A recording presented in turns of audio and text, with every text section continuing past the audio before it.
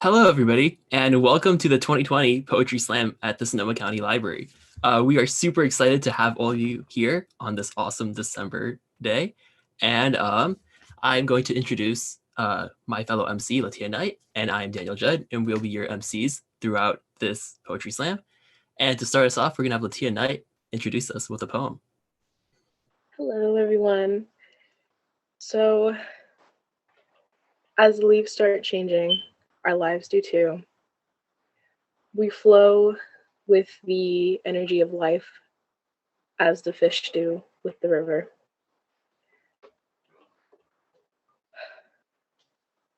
Sometimes the wind changes temperature just as our moods change with the seasons. The one thing that never should change is how we feel about ourselves. I think people tend to forget that our mind, body, and soul are connected, and the interference is only the extracurricular thoughts that we allow into our minds. And with that being said, I would like to introduce our featured poet, Zoya Ahmed. She is one of Zoya Ahmed is our Sonoma County poet laureate. She was not only a 2019 California Poetry Out Loud finalist, but she won the 2019 California's competition with her original poem, A Concerto of Spice. With her passion for social justice, she also directed and performed in the 2020 Martin Luther King Jr. Assembly at Maria Carrillo High School. Ahmed attempts to embrace her rich South Asian ancestorhood and confront the minutiae of privilege and power, microaggressions, and the facade of the American dream. She hopes that her poems give all of those who are silenced a voice.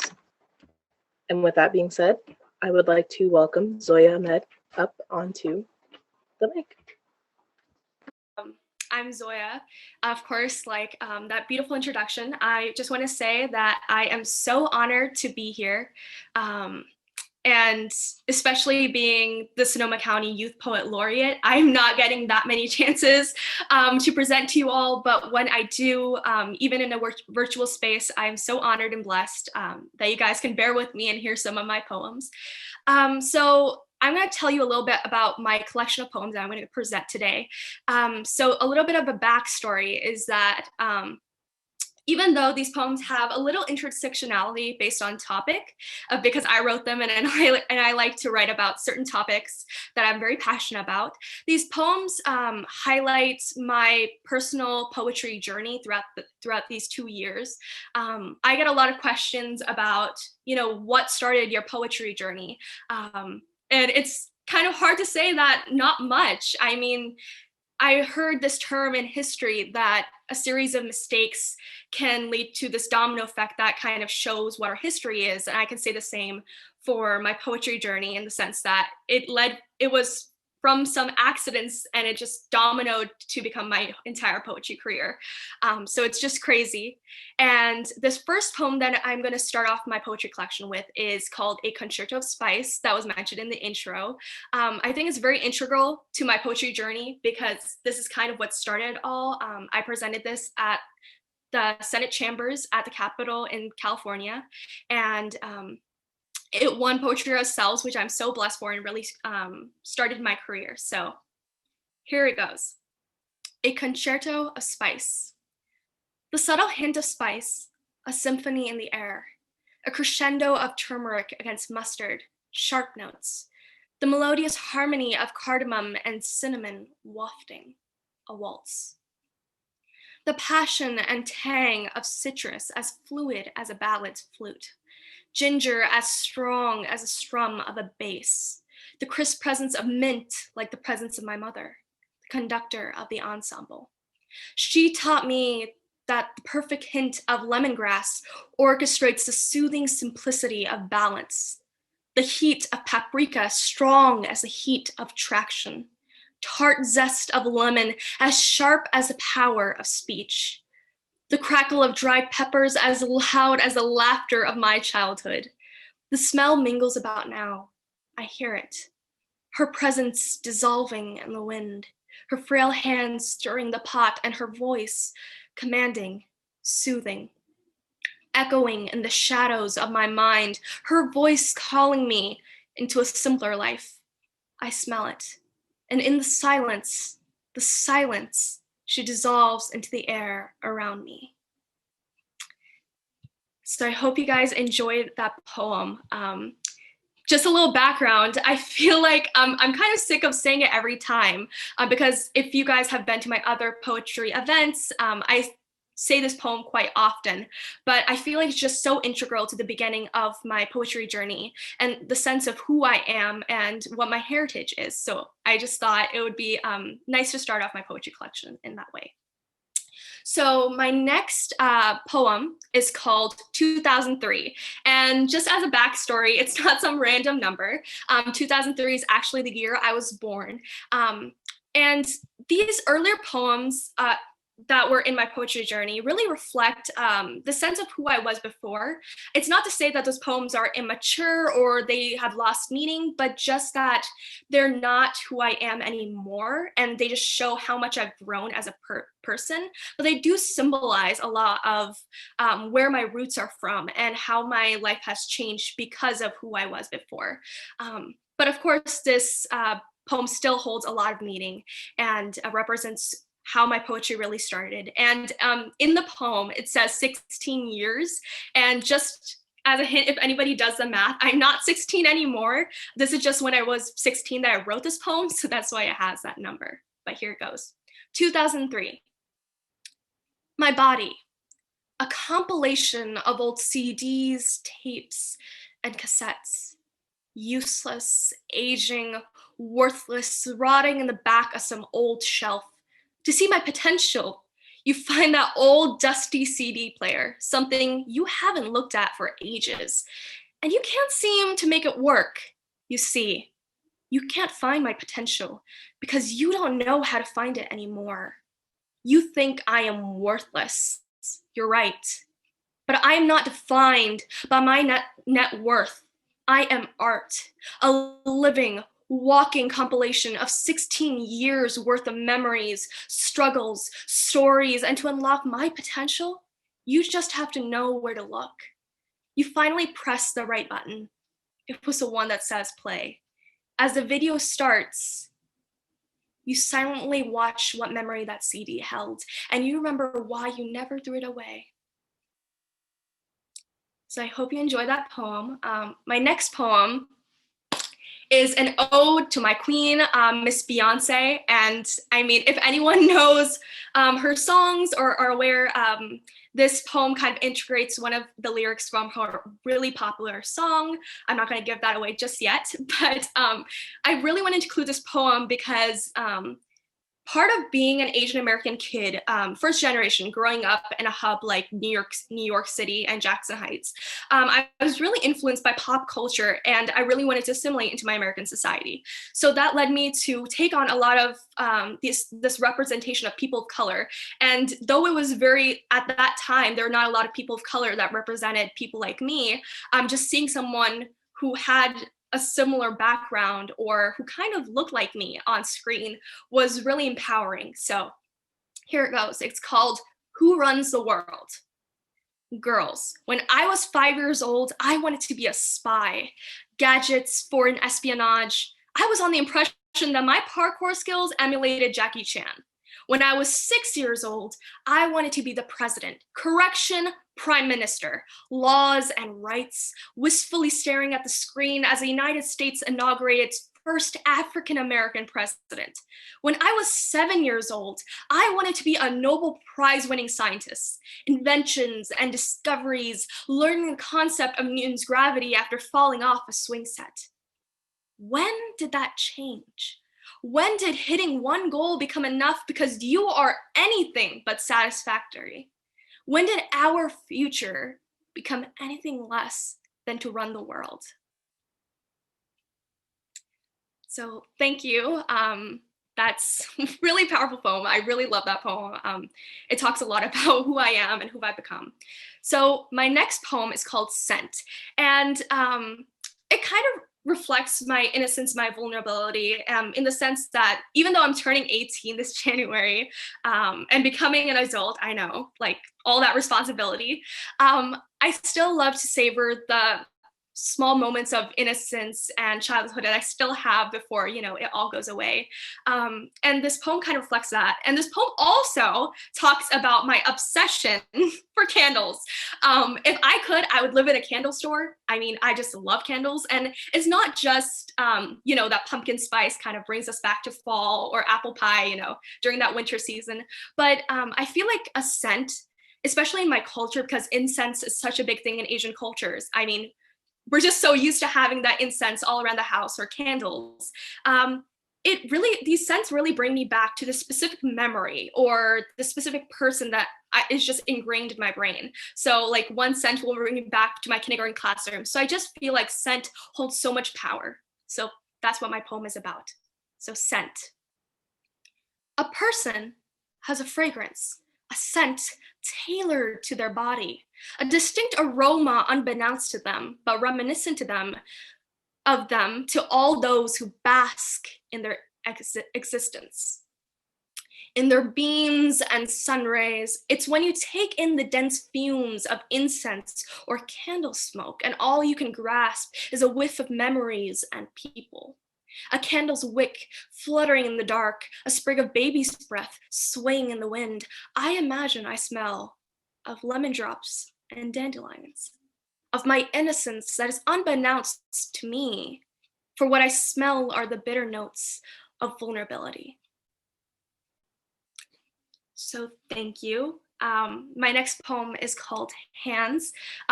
Especially in the situation, I mean, in public speaking, I feel like we're always doing something with our hands. Our hands are kind of a refuge. So, you know, you're playing with your hands if you're nervous, and they're kind of like our barrier or our link to the tangible things around us, because touch is such a big, important sense in our life. So, hands.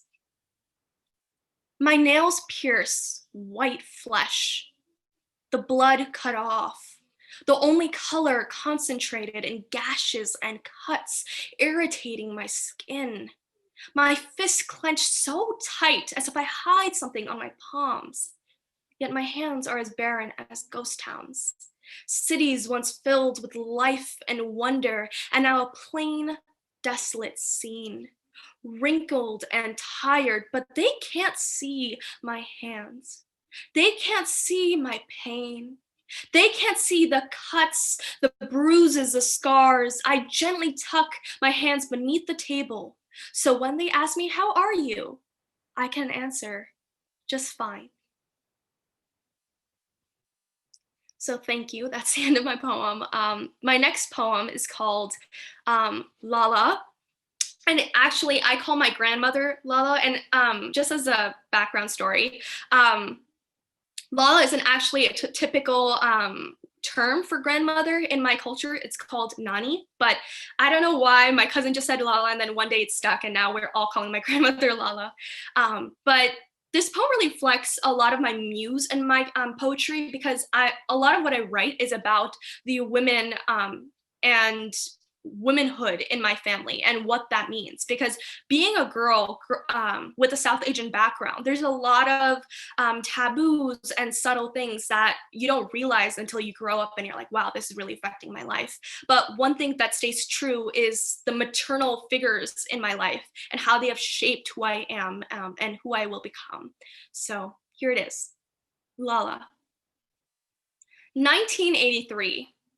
I wonder what her first smell was, first taste, first sound, first sight. The rusted green copper of the ethereal lady gripping her glowing torch. My grandmother saw an image of sacrifices, dreams, and burning futures in that woman.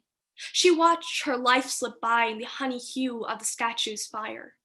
But I The American-born Desi see my life in her, the woman who cradled me when my forehead felt hot to the touch, the one who pulled every toy from the top cabinet upon my command, the woman who yearns to hear my laughter echo in her house again, the woman who asked me, "Beta, kya chahiye?" She carries my life, my tears, my country.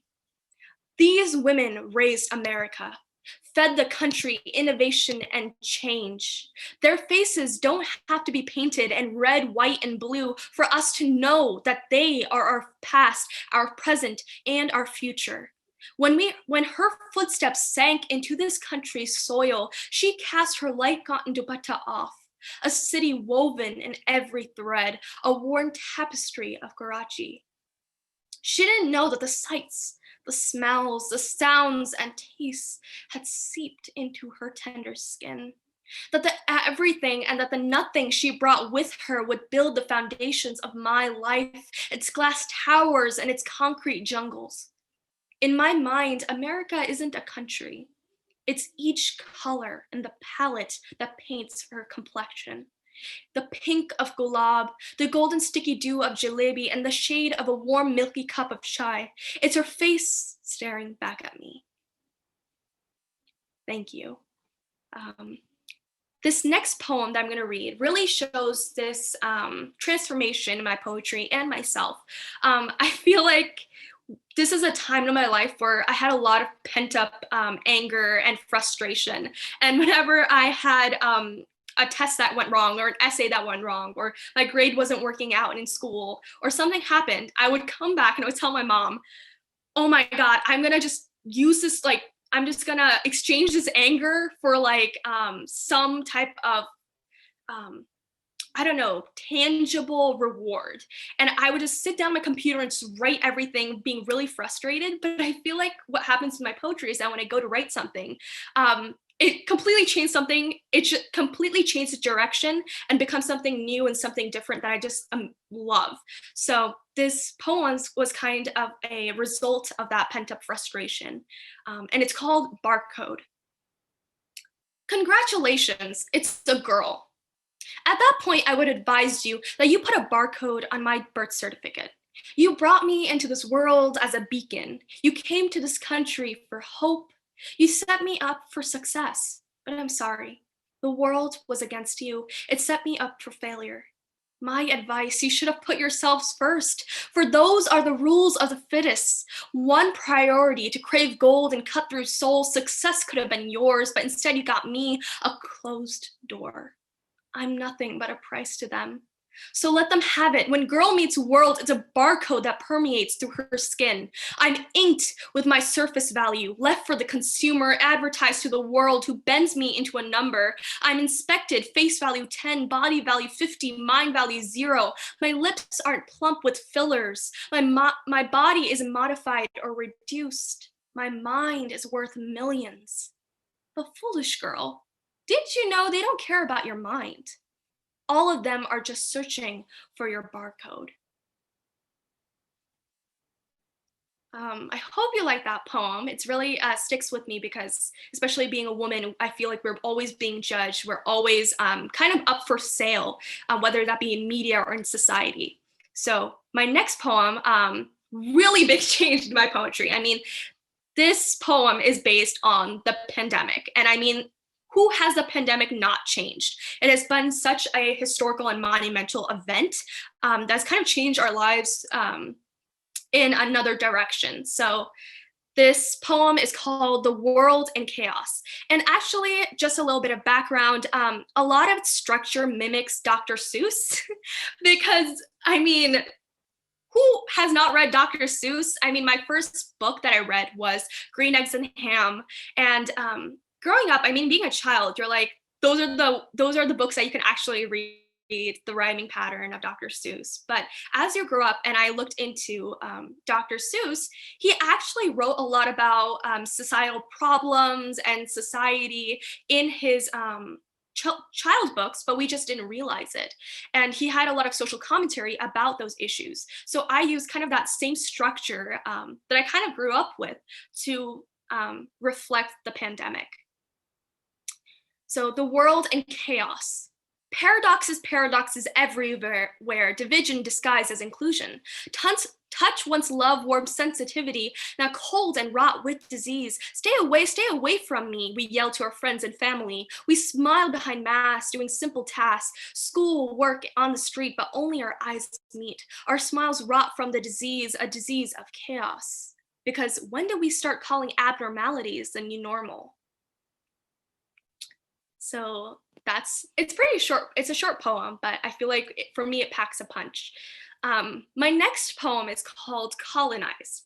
And it was said that I have South Asian background. So I come from, my parents come from Pakistan and India. And if you don't know, both of these countries were colonized by the British and gained independence in the early 1950s, right at the end of World War II, really. And it's been a long time since we've gained independence, and a lot of people of color come from countries that were previously colonized. But I was talking to, and just a shout out to Miss Laura Mendoza. She's from the California Indian Museum and Cultural Center here in Sonoma County. And we were talking about Native Americans and how, in a sense, they're still being colonized.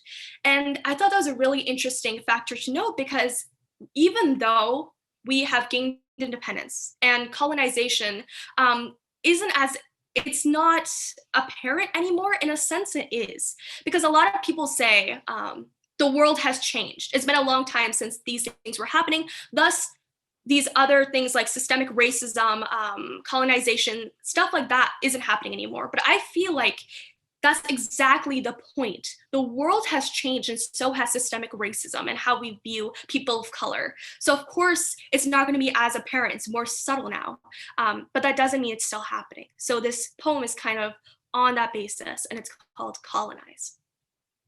Colonized my country, my mother and father, colonized my land and home. Took, no stole, the beauty of my land, stole peppercorn, spices, never offering your hand, stripped our trees of bark, leaves, berries, and we broke under your chains, shackles, and bolts, beaten, lynched, and sold in our land. That wasn't enough, so you took, giving us a dirty look, colored me brown, brown, brown, like the mud underneath our feet. The mud is underneath our skin, colonizer, because roots and flowers grow within us. Gamal, neem, mehendi leaves, gulab, nargis, gende, kapul grew within us from pools of tears. Ones you can never take. Color me brown, colonizer. Brown like the sons you have killed beneath your boots. Brown like their mothers and fathers, killed by hearing the news. Brown like their friends and followers, killed in the wake of being colored by you. Color me, colonizer, but color the blood beneath your boots too. So thank you. I feel like that's a very important poem for me, especially, and coming to terms with my heritage and my identity. This other poem is called Brown, and this is based off of everything that's happened with the BLM protests right now, and with the tragedy of George Floyd and countless others who've died from police brutality. So it's called Brown. You know, I never thought I was brown.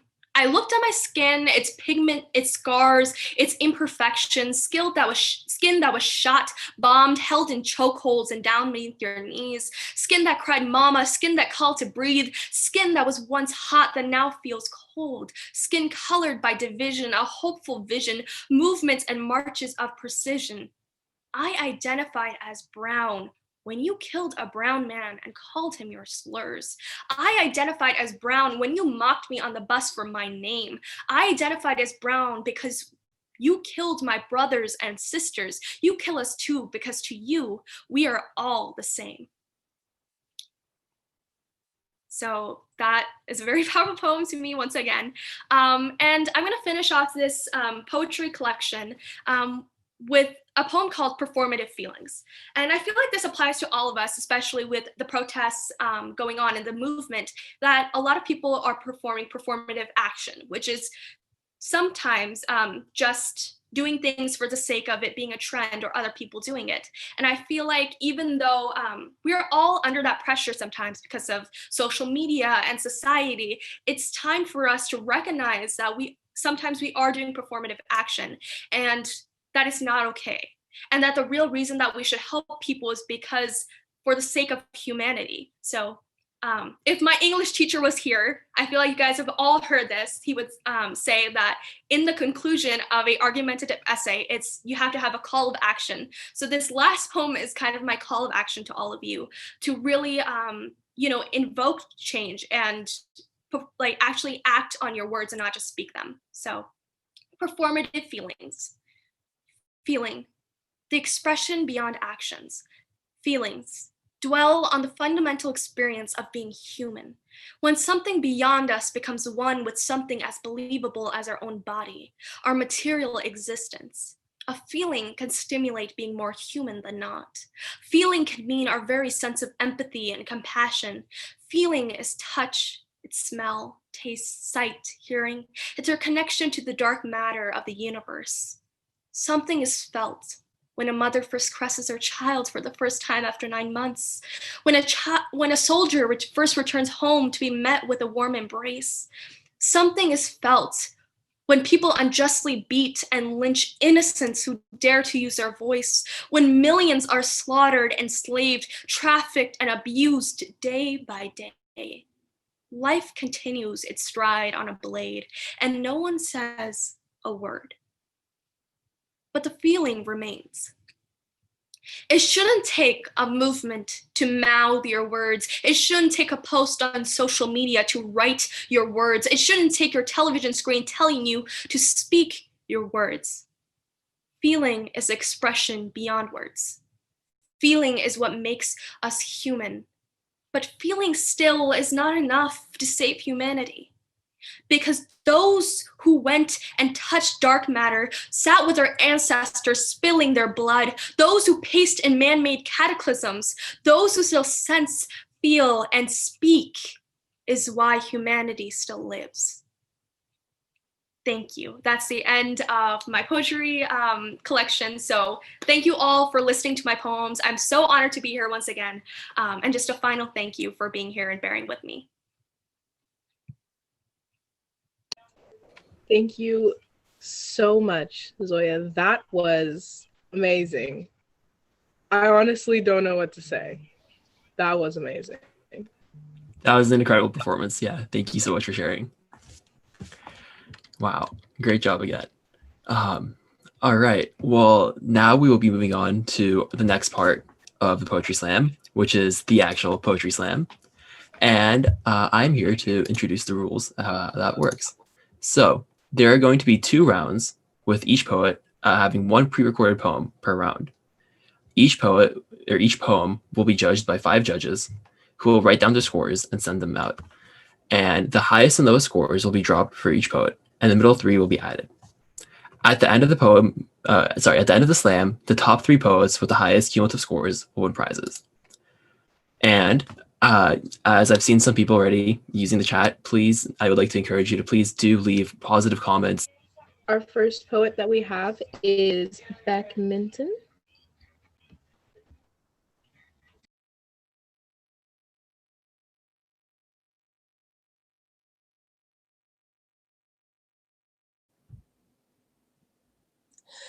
I was never scared of death, and it seems death was never scared of me.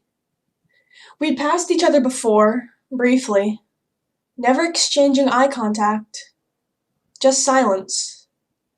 Until one night I was alone, in pain, that death had looked me in my eyes and pressed his lips all over mine, conveying a secret message, "You are mine."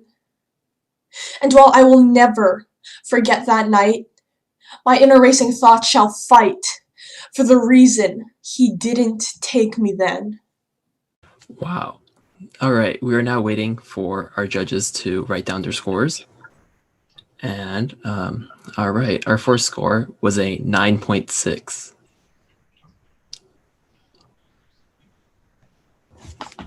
We also had a 9.4. 10 out of 10, and a 9.25.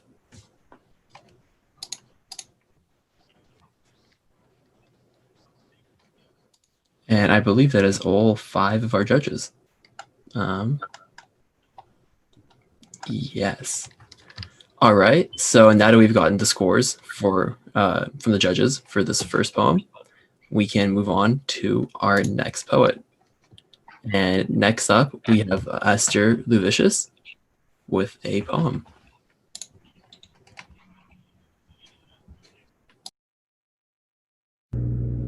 Slippery Slope by Esther Luvicius. If your mom tells you to pick up your toys, you won't do it. And when you go into that room, you will slip. And when you slip, you will break your fall with your wrist. And when you break your fall with your wrist, you will break it. And when you break your wrist, you will go to the emergency room. And when you go to the emergency room, you will get COVID-19. And when you get COVID-19, you will have to quarantine. And when you quarantine, you will find out that you have a hidden talent. And when you find out that you have a hidden talent, you will quit school to pursue that talent. And when you quit school to pursue that talent, you will quickly realize that it ain't working. And when you realize that it ain't working, you'll start your own company. And when you start your own company, you will not succeed. And when you don't succeed, you will move into your mom's garage. And when you move into your mom's garage, you will remember why you left home in the first place. And when you remember why you left home in the first place, you will try again. And when you try again, you will succeed. And when you succeed, you will become famous. And when you become famous, you will change the world for the better. In other words, if you want to change the world for the better, don't pick up your toys.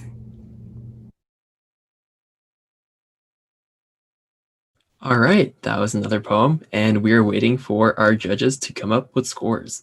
All right. Our first score is 8.6. Next score is 8.8. We have 8.1. And we have a 9. And 7.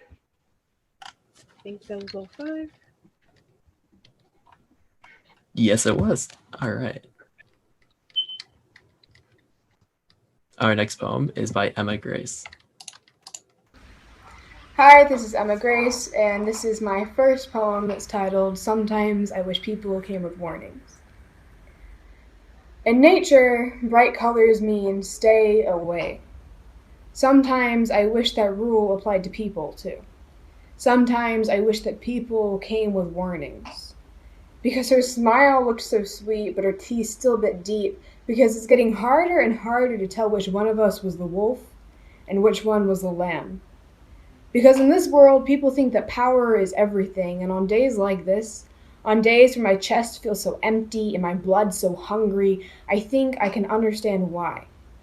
Because on days like this, where I wish my nails were claws and my teeth were fangs, and that I had enough courage to use them, I understand why they think power is everything.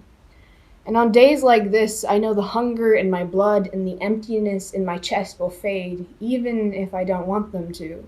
Sometimes fury can be addictive, and I can understand that they're wrong. I understand that power isn't everything. Power is temporary. Power is the rush of adrenaline on the roller coaster and the thrill of the wind in your hair, but all roller coasters eventually come to a stop.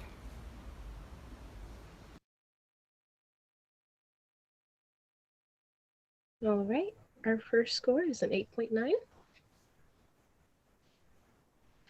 We have a 9.1 also. 9.2. And a 9.25. And our last score, a 9.5. All right, our next poem is by Katie Ann Nguyen. This is I Want to Hear You Roar. Raise your fists, boys and girls, children of the earth. Let me hear your roars as you scream desperately, fighting for what you know is just, in that tiny voice of your heart. And let me see that burning fire that rages inside you, that single flare that erupts from a passion of hope. You will be broken down, torn apart. They will trample your drive, and it will rattle something inside of you, as bright as this burning earth, as strong as our rising waters, as powerful as a million voices screaming for the same cause. and I want to hear your roars. I want to hear you roar, roar, roar, roar. I want to hear the way your voices ring throughout the world. I want to hear the way it shakes the very core of existence. I want to hear the way it rises up in the ashes of a falling world. Wear your youth as a weapon. You are strong. You are powerful. You are the future. Fight for the world you want. Fight for the world that is crumbling before us. You will make a difference. You will be the change that rattles the world. I see the fire in your eyes. I see it in the way your desire burns for a new world. And when they try to silence you, you reign louder than before. You rise and your voice echoes across the plains of injustice, across the disbeliefs of humanity, rippling into the future that is ours. And I want to hear you roar.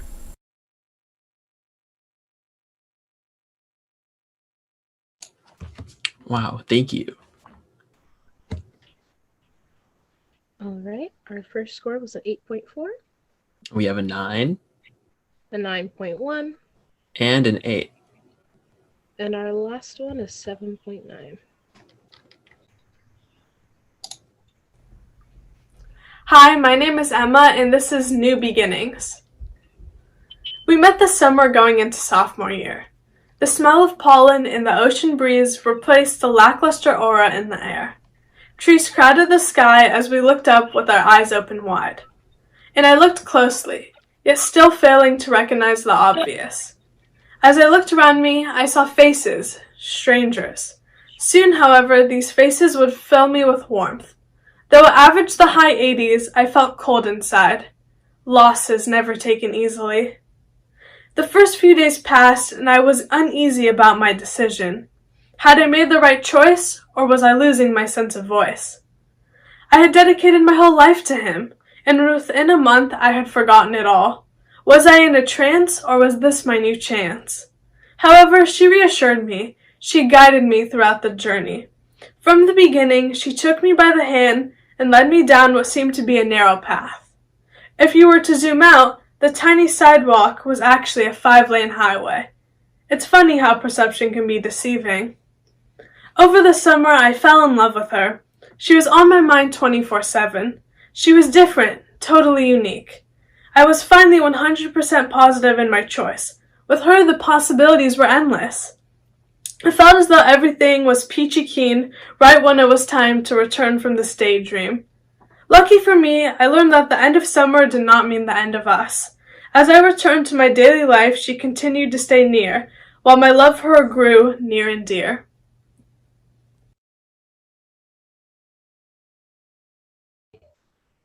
Thank you. Okay, we have a score of 9.9, Our next one is 8.9, another 8.9, 8.5, and an 8.8. For our next poet, we will be having it Jasmine Lau.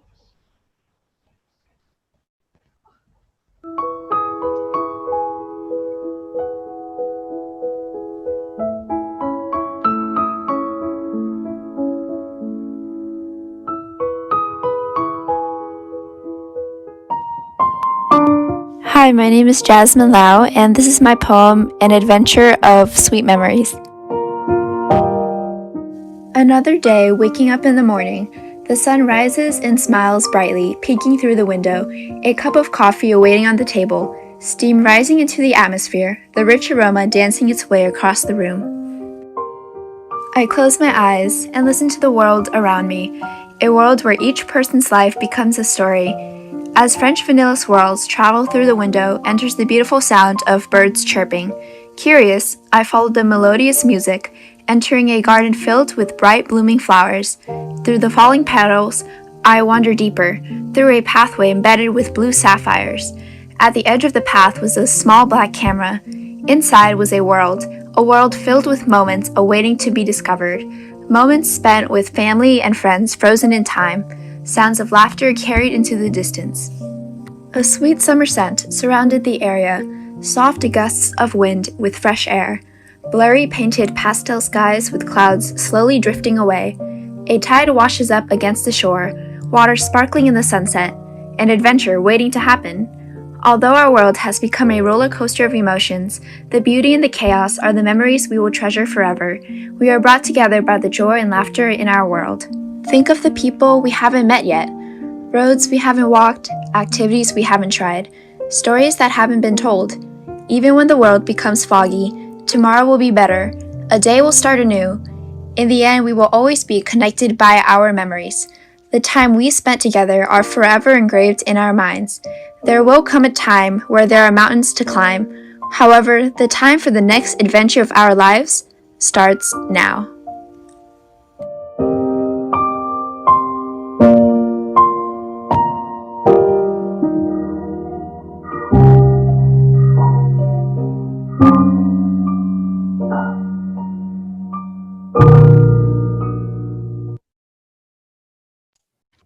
Thank you. Okay, first score is a 9.5. Our next score is an 8.3. 9.2. Another 9.3. And a 9.4.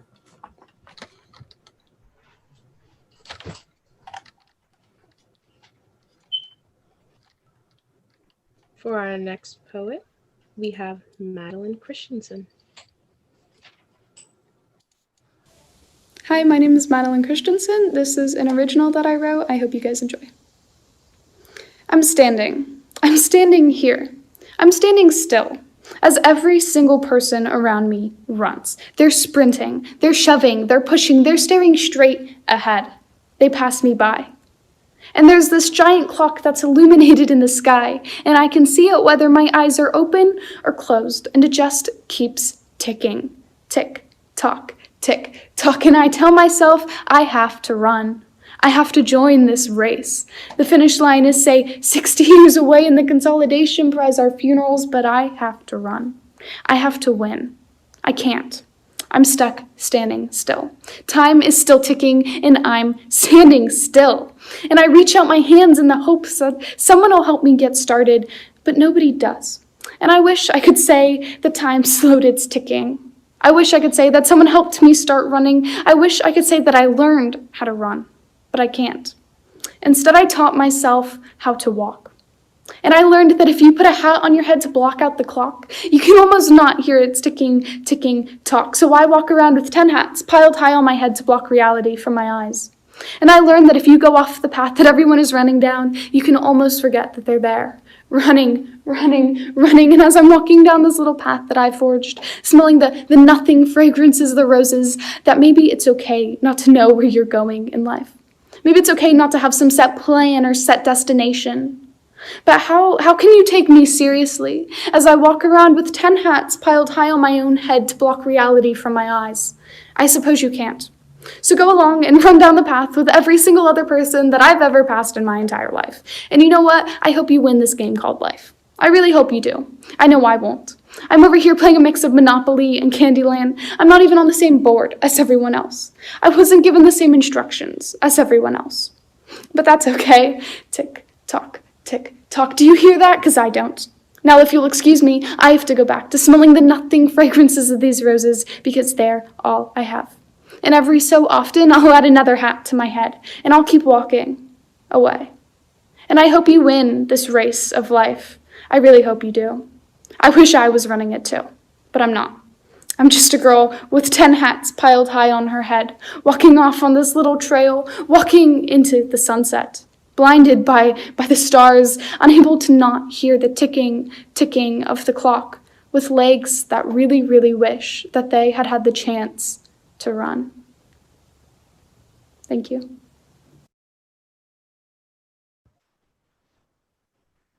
Wow. Thank you. Yeah, our first score was the 10. Our second score was a 9.8. Our next one, 9.4. We had another 10. And a 9.7.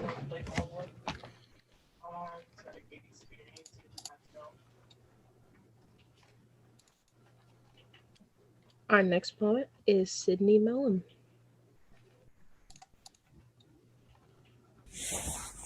Hi, I'm Sydney Mellum, and I'll be reading my first poem will be a poem about my dog. Bear can never get his treat. He always trips over his feet. He slips on his face, almost like it's a race.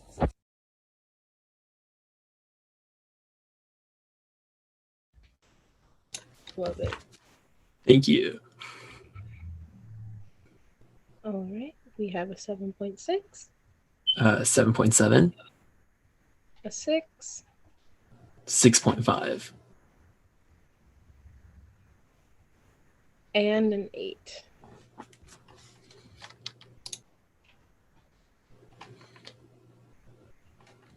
Next poem Today is the by world Rosalie. is in suffering. Time moves like an airplane flying. When the sun shines brightly, the world is in darkness. Staying inside, not moving. They are stuck, flying through the galaxy's cloudiness.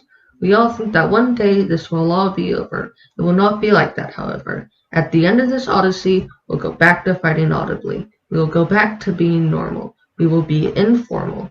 We are in this land where nothing is planned. We are in this world where we are getting whirled into a sea of despair. We are burnt to the core for as many as 64 days. We try to work together, but it gets blown away like a feather. We are lost at the beginning of this frost. Some might want to start a party. It will be stopped, but only partly. Mellow people might not be scared. Agitated people might be angry. Regular people will be scared. Imaginative people might think of this as an opportunity. Obedient people will follow all the guidelines. At the end, we are all still here.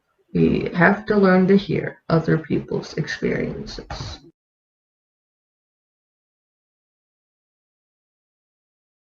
And 8.9. Another 8.9.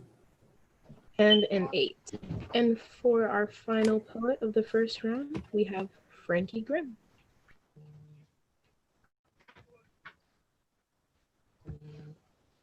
Hi, my name is Frankie Grimm, and I'm a junior at Annalee High School.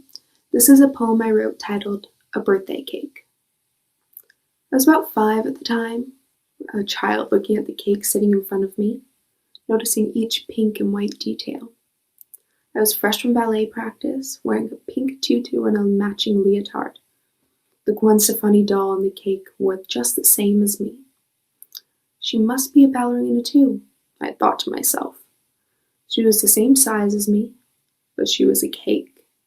She wore the same outfit as me, but she was a cake. She didn't look like me. She looked like Gwen Stefani. But clearly she had been made for me. She had no candles, no lettering. She sat in the center, a fondant tutu wrapped around her waist. The tutu containing layers of white cake and white frosting, my favorite. But nothing about her said she was a birthday cake. My small brain was too excited about the idea of eating this cake to ponder what makes a birthday cake a birthday cake. It's not the words, it's not the candles. It's not that awkward feeling of having the whole room sing just for you. It's the joy, that rush of dopamine that you get from seeing a cake that was made or bought just for you on your day. It's that feeling. That's what makes a birthday cake. A birthday cake. Thank you.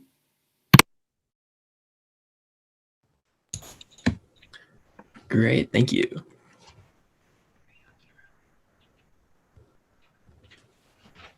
All right, see what scores. We have a 9.8. A 9.6. Another 9.8. An 8.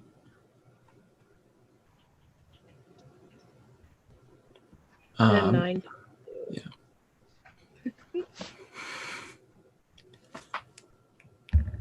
And that concludes our first round. Yeah, and now we're going to wait for the initial scores to be counted up, and then we'll move on to round 2.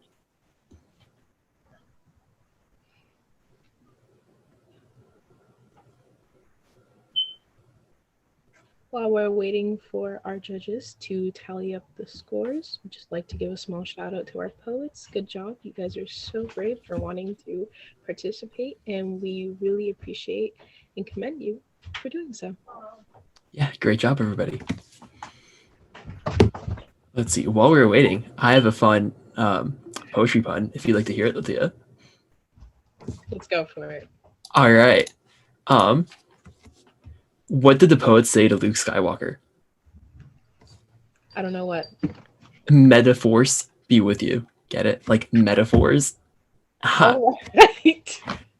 Haha. I've actually never heard that one before. That one was pretty creative. Why? Thank you. I'm pretty proud of that one. Let's see here. All right, we have our scores in.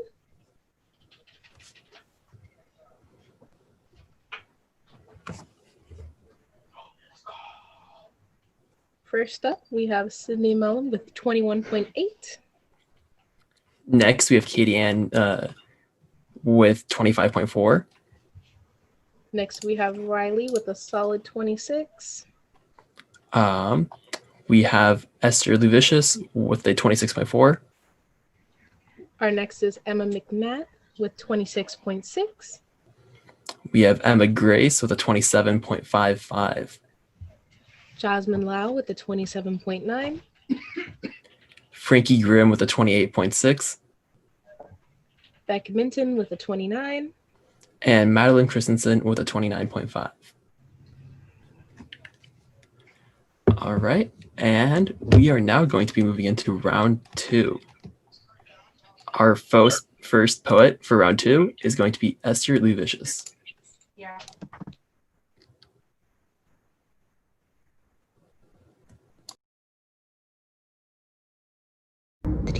And she woke up to his reality by Esther Luvicius. I wake up in a sweat. It's 2 a.m. It was only a dream, I say to myself. But was it? The young boy screaming is still in my head. The blazes eat him alive, and all that remains is his mother's watch. No, it cannot be true. I get up to get a drink of water, but stop when I start to cough. Suddenly, my eardrum splits. The smoke detectors start wailing like a newborn baby. Fire! I scream, while running out of the fume. With the flames chasing me, I jump into my car, still in my pajamas, and ride into the fearful night.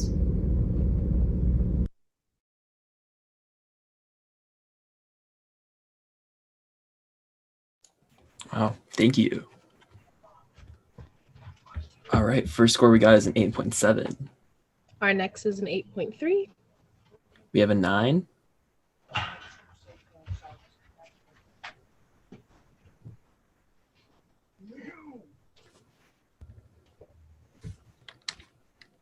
Another 8.3.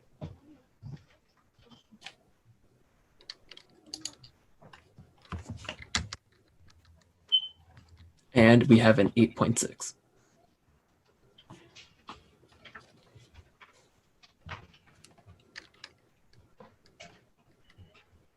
Thank you, judges. And our next poet is going to be Jasmine Lau.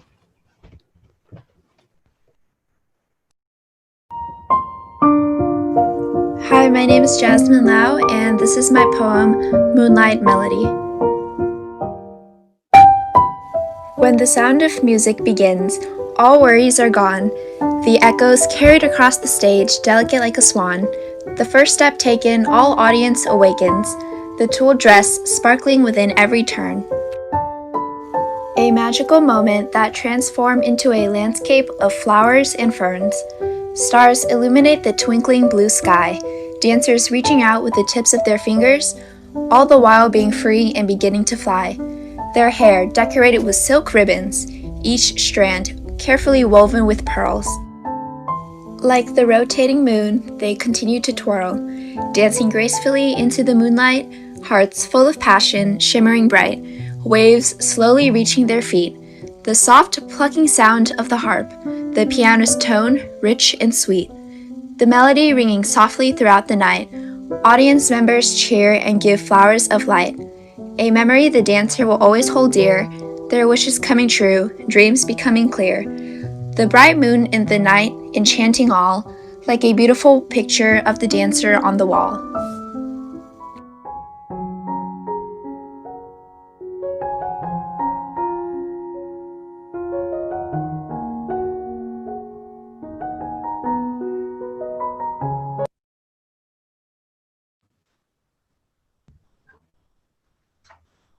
Thank you, Jasmine. Love the visuals. All right. Our first score is a 9. We have a 7.9. An 8.2. 8.6.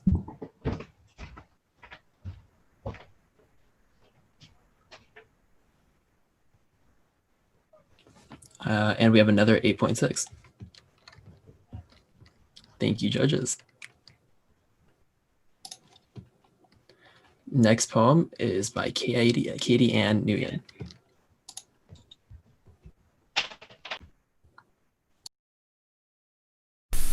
This is Sit Pretty.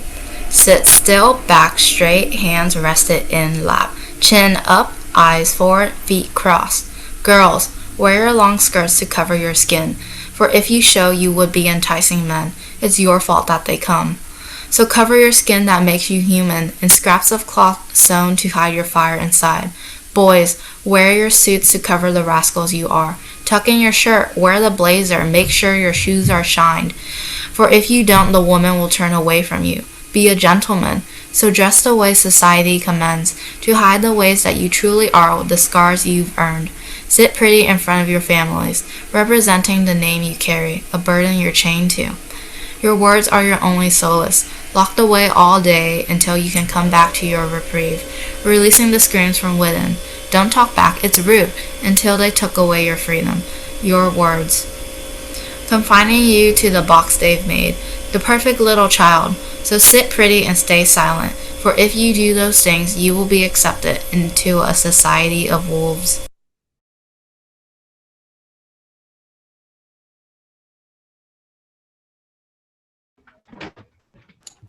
Love it. Our first score is a 9.2. You have an 8.7.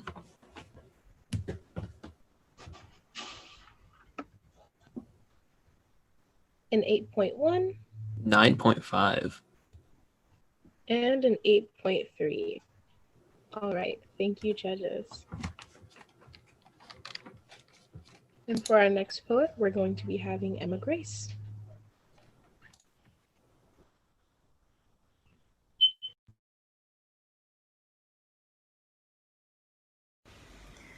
Hi, this is Emma Grace, and this is my second poem titled This Body. I remember she warned me not to wear too tight of clothing, because the men where we were going could not be trusted to keep their hands to themselves. And I listened because I knew that she was right, knew that though this body might be mine, but it will never truly belong to me. This body will always just be a body, not a person, because my sisters and I have been taught that they will see this body as something that is up for grabs. And I remember months ago, I felt like I was drowning in my own silence, my own lack of voice, of power, of independence. I remember last year, I thought that silence is golden, that downcast eyes and shut mouths would get me through unscathed. But silence has only left me boiling from the inside, has left me so full of rage, of hopelessness, that sometimes I don't think I could speak if I tried. Silence is what they want of me, is what they got from me, and I remember I thought I didn't have a voice. But my voice was only hoarse from disuse. And I said that I knew this body was not really mine. Not when I let them have this, let them alienate this body, let them force hatred down my throat until my body was not my body. But just this body that I didn't want, this body that I thought would never belong to me, would never be my body, but it is my body, and I have hated it and hidden it and distanced myself from this body.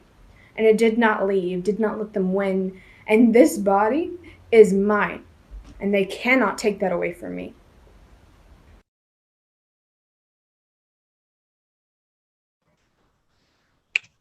Snaps for that one. Thank you. All right. First score is a 9.9. Our next score is a 10. 9.6.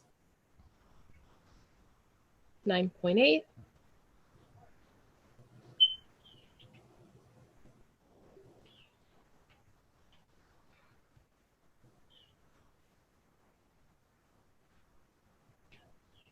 And a 9.4.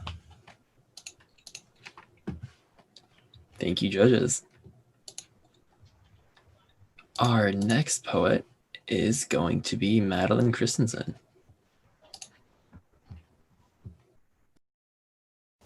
Hi, my name is Madeline Christensen. This is an original that I wrote called The Covers That We Show. The word teenager should never have been defined. Not the 8-word definition, but the box that it confines. Because if I don't know myself, then society doesn't stand a chance. And by telling me to be this person, I've lost my only fighting chance. But it seems society really needs some stereotypes to guide, boxes to place us in to keep us carefully in line. We're also convinced that we're unique because our shape doesn't fit the box. Well, congratulations, we're all unique because we're human, that's what we are. And it frustrates me so much that there's people we think are ordinary because they've shown us but a sliver of everything they hold. And we've been taught to make our judgments from the tiny bits they've shown. And I know I don't know people. I see the masks that they've put on, the selection of a few things that they've thrown out to lead us on. And there's so many of us who think that this cover they've drawn on, the book of their life, is everything that's gone on. There's so many of us who think the cover's all that matters, that it'll tell us what's inside as if the words themselves too tattered. And I can see the mark society's left as I'm walking down the school hall, when even the way I walk I feel is scrutinized by all. And I know I'm saying don't judge any books by the covers that we've drawn. But in a society of boxes with millions of these books, when peeking into their chapters takes a lot longer than it looks, that sometimes it's okay to put a book back on its shelf, because its cover doesn't match the chapters of ourself. But we better not dare judge their chapters from their art, that they've displayed to the world to shield their scared hearts. Introducing our society, here's a complimentary book. Be careful what you write, because in your chapters some will look. But design your cover carefully, for that's what the world will see. Even if you're shouting from behind the paper that that's not me. You best resign yourself to knowing that many will throw your life book down, and in the society that we've built, you can't even show a frown. Introducing society, please grab a book. Be careful what you write, and be careful how it looks. And maybe someday, the covers we draw won't matter. There'll be a profound realization and our society will shatter.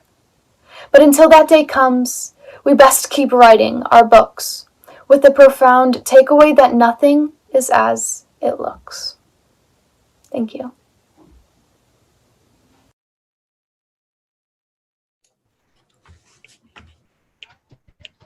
Thank you. The first score is 10. We have a 9.2. A 9.5. We have another 10. And another 9.5. Thank you, judges. And our next poet we will be hearing from is Frankie Grimm.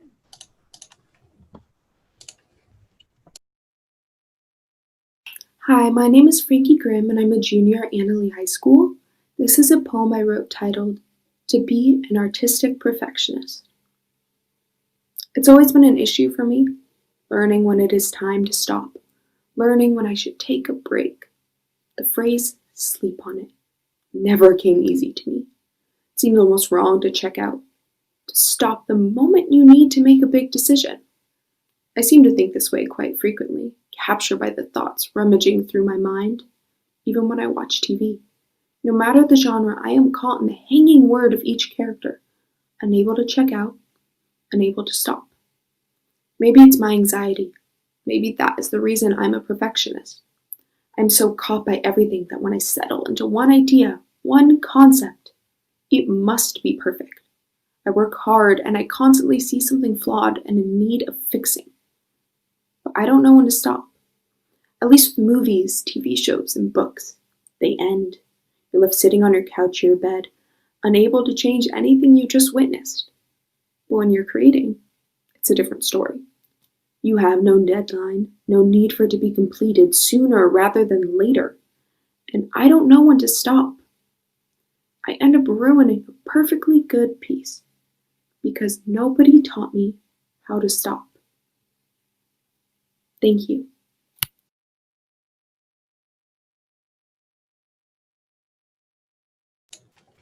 Wow, thank you.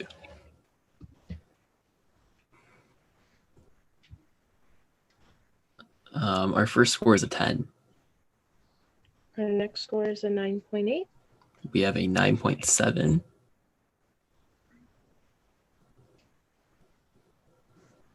A 7.8. And a 9. Thank you so much, judges. Our next poet is Beck Minton.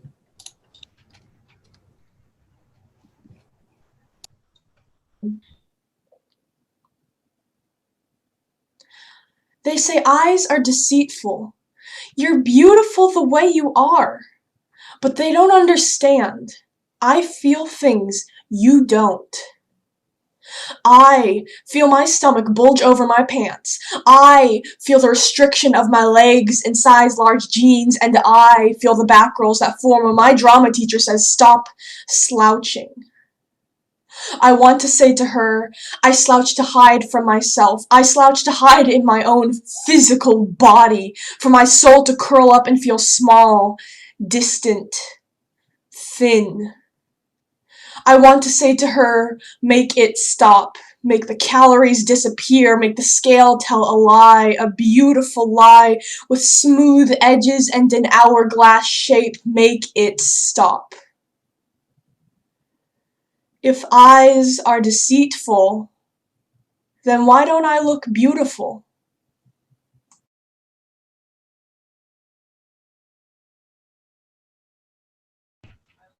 Thank you. Our first score was a 10. We have another 10. A 9.4. 9.5.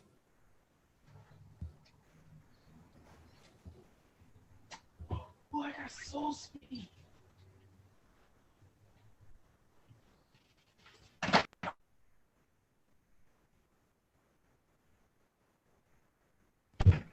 And a 9.6.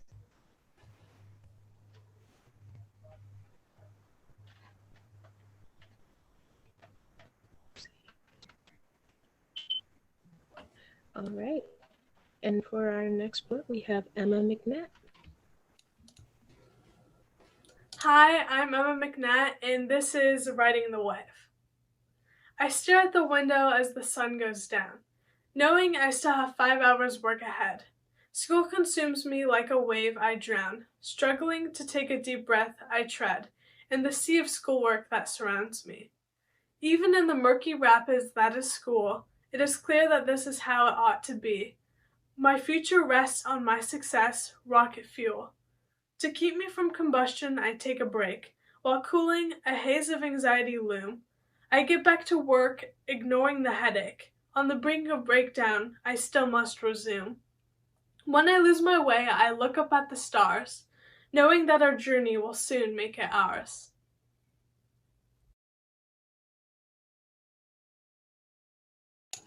Thank you. Thank you, Emma. Okay, we have an 8.9. An 8.7. 9.2. An 8. And a 9. Thank you, judges. Next poem is by Riley.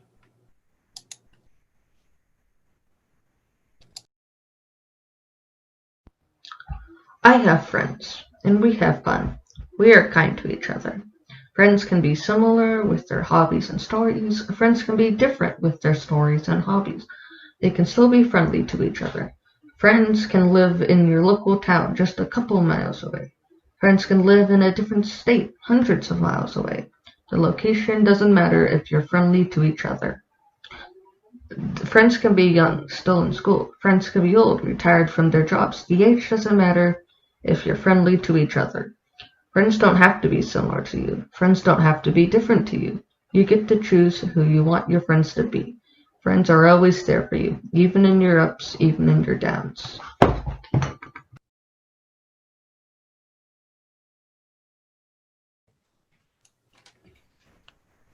Thank you, Riley.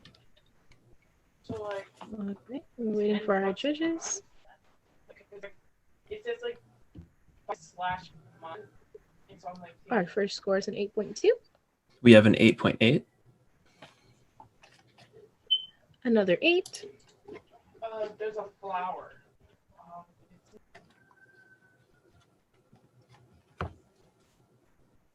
8.3. And a 7.7. All right. I think so far of our judges. And for our last poet, we have Sydney Mellon. Okay, this next poem is about my mom, and it has a lot of green in it because that's her favorite color. I love you, Mom, the greenest. I love you, the color of sparkling emerald in the deepest part of a cave. I love you, the color of the palm tree swaying in the wind in Hawaii, the red-eyed tree frog, the leaves on a beautiful willow tree, the sea crashing after a rainstorm. I love you, Mom, the greenest. Thank you.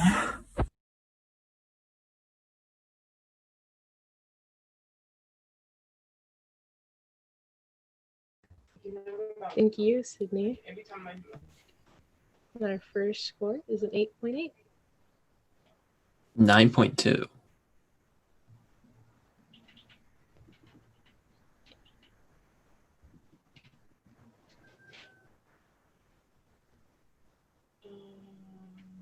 An 8.6.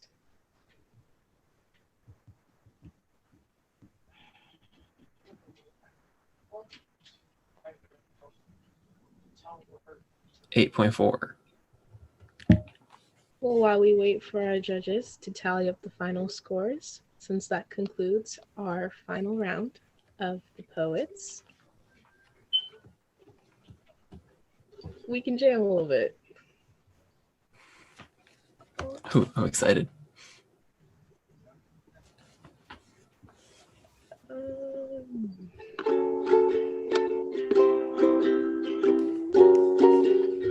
Oh no.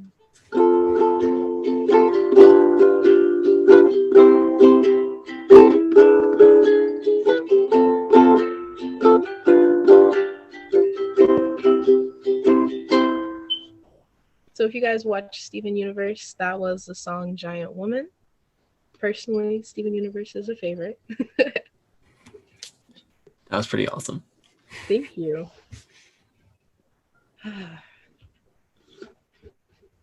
So this is more of a question for anyone who would like to participate in chat as we wait for scores to tally up. What are you hoping for when Christmas comes around? Whether it be a present, a family member, or just maybe some sunlight. Yeah, and once again, thank you again to all the competitors and all the poets. They were all really good poets. Really good poems, and it was a pleasure to get to listen to them all. So thank you so much. I agree. Good health. I feel it. Yeah, that's a good one.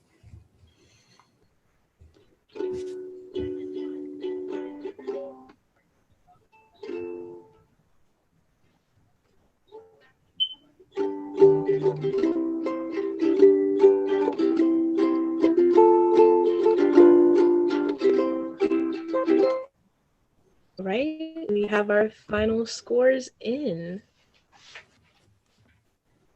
Coming in at third place, we have Frankie Grimm with 57.21 points. In second place, we have Minton with 58.1 points.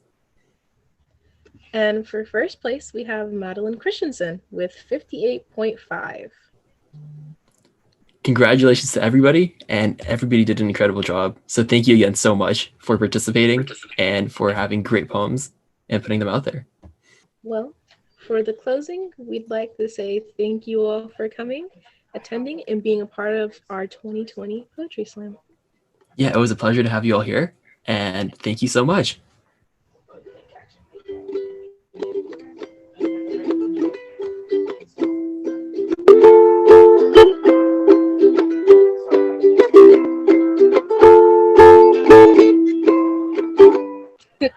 Ooh, final encore by Lateah. Well,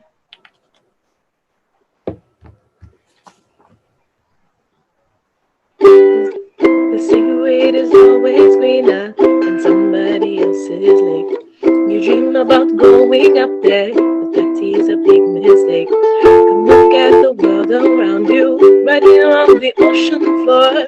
Such wonderful things around you.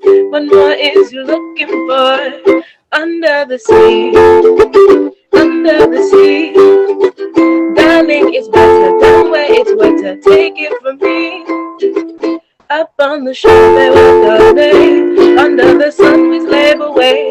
While we devoting no time to floating under the sea.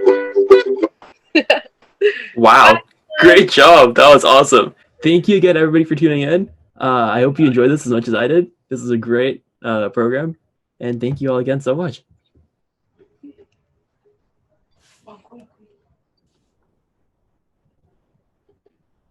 All right.